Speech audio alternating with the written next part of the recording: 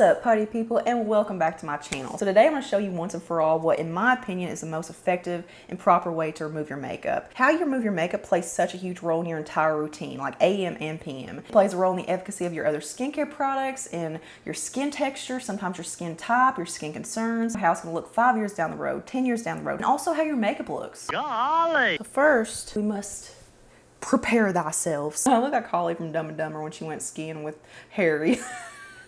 One of my biggest pet peeves of all time when it comes to skincare is when I see people say that they use their water-based cleanser to remove their makeup. Like that just, it pains me. Because here's the thing, this is how I look at it, and to me, this is what makes the most sense. Your water-based cleanser, like your normal facial cleanser that you use in the shower, at the sink, or whatever, like it's not a miracle product, okay? It's gonna focus on one job. So if you have makeup on, its main concern, like with the amount of time that's left on the skin, is gonna be to remove and break down that makeup. And it can't get down deep into your pores and actually deep clean if it's slushing around makeup residue all over your face. Most people only cleanse their skin for like 15 seconds. No cleanser can do all of that in 15 seconds time. So my philosophy is aligned with the double cleansing method, which means that you first start off with an oil-based cleanser to actually remove the makeup, and then follow that up with a water-based cleanser to actually, deep clean the pores. Oil breaks down makeup so much better than a water-based cleanser. Like oil breaks down so much more. It breaks down dirt, debris, sebum, like anything that's surface level. It also conditions the skin, it moisturizes the skin. So yeah, as far as using a cleansing oil versus a cleansing balm,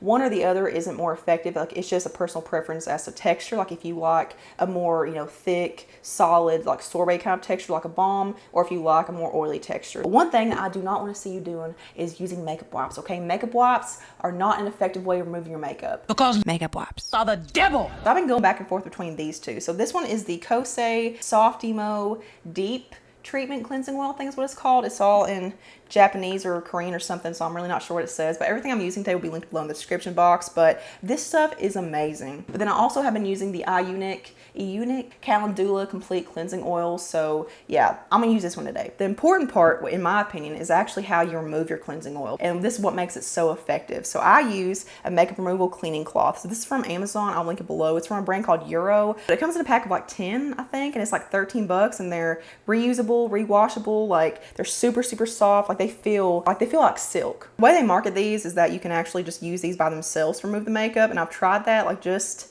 to try it, and again, please don't do that. Kind of like the whole Halo makeup remover cleaning cloth thing. Like you're just supposed to be able to wet it, and then you don't have to use any kind of cleaning product to actually, break down the makeup. Like this is just supposed to remove it by itself, and that leaves your skin feeling so tight and dry and stripped. And you're also gonna have to apply more pressure to actually, get it off, because there's, no lubrication on your skin to help with the removal process. So yeah, please don't use these by themselves. So yeah, I'm gonna wet this with warm water. I'm gonna go ahead and start on my cleansing oil. So I'm just gonna do probably 3 pumps. Massage it together in my hands first and just lightly massage it. When it comes to my eyes, like especially my mascara, like I don't actually like rub my eyelids. Like I just take my fingers and just kind of rub into my lashes.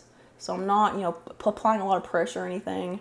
And then under my eyes, just really gentle. But as you can see, it's breaking down everything, and it's doing it so quickly.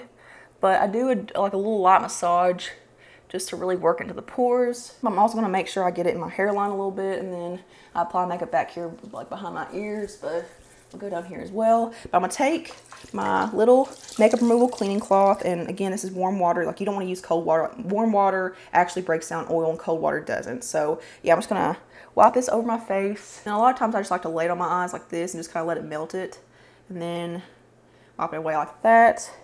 But yeah, this is the best way, in my opinion, to wipe off your oil-based cleanser. And I feel like no one's doing this. Like, why are you guys not doing this? For the longest time, like before I discovered these, I was using makeup wipes to remove my cleansing oils and stuff. And like, I kind of made excuses like, well, I'm not using them by themselves. Like I'm using them in conjunction with my oil-based cleanser, and that makes it all right. But the problem I didn't realize at the time until I started using something else was that it was actually like sensitizing my skin to them. Like my skin, whenever I got done, would look really red and inflamed and blotchy and uneven. Like it just looked really just irritated. When I started using these, I realized that, oh, my skin don't really look like that. All right, so there's my face post cleansing oil. So just to show you how effective that is alone, I'm gonna go into a toner and a cotton pad and wipe my face down with it and show you, how clean the cotton pad is and see, how much residue is left behind. I am gonna go into a water-based cleanser after this, and normally I wouldn't do a toner before my water-based cleanser. I'm just doing this to show you, just do a little test. Hopefully this toner doesn't have any color to it. Yeah, it's clear. Okay, there may be some left behind like around my hairline right there because I want to get my cleansing oil in my hair, but I'm gonna try to avoid that area because I know there's probably gonna be makeup left over in that area. See, I'm gonna go all over my face and my neck. Okay, so there's what's left behind with just a cleansing oil. So that's not much at all. Like, I mean, there is a little bit of leftover residue, but I mean, pretty good just for one step. So I'm gonna go ahead and go change out my water bowl and put in some clean water because I don't really want to wash my face in that. That's nasty. So as far as cleanser goes, like I'm pretty fickle. Like I just like to bounce back and forth. But I will say my favorite acne cleanser is the Cosrx Salicylic Acid Daily Gentle Cleanser. I love to use this probably twice a week just for maintenance, like just to help prevent acne. But for a normal daily basis, like I just like to use a basic, no frills kind of cleanser that doesn't have any actives or anything. And I've actually really been enjoying this one from AOA Studio, which is the Shop Messay skincare line. This is the pH 5.5 Cica and Licorice Root Gel Cleanser. And what I like to do is follow the 60-second rule, but honestly, sometimes I do like 45 seconds. There are some cleansers that the 60-second rule doesn't work with. There are some that just make my skin like too dry if I do that. But I feel like 45 seconds is a good baseline. Basically what that is it's giving your cleanser time to actually do what it's supposed to do, because most of the time, like I said earlier, people are only cleansing their skin for like 10, 15, 20 seconds max, So, your cleanser has all these claims and all these like miraculous ingredients in it, but you're not even giving them time to actually do what they're supposed to do. So that's about 45 seconds now, so I'm gonna go ahead and remove it. Oh, this is so much harder than I thought it would be. Also, another quick tip, make sure you're using a separate towel than like the communal bath towel to dry your face off with. Like have like your own designated face towel.